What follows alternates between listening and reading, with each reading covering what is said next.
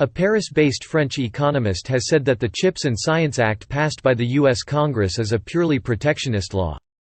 Jean-Marc Daniel, an economist, professor and editor of the magazine Societal, said in a recent interview with Xinhua that historically all countries that turned to protectionism have been losers.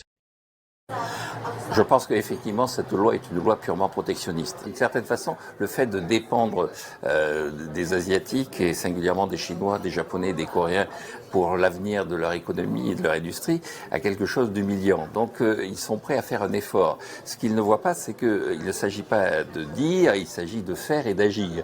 Et une fois que l'on rentre dans le concret, pour l'instant les Américains sont encore largement dépendants de ces pays. Alors c'est l'objectif, le tout c'est de savoir si l'État par des lois peut modifier des évolutions économiques. Je pense que derrière cette intention, le véritable danger c'est le protectionnisme. Oui, je pense que historiquement tous les pays qui se sont tournés vers le protectionnisme ont été perdants. Ce qui est intéressant, c'est que en fait la puissance dominante est assez protectionniste quand elle s'aperçoit qu'un certain nombre de concurrents apparaissent. Le Royaume-Uni, elle a fait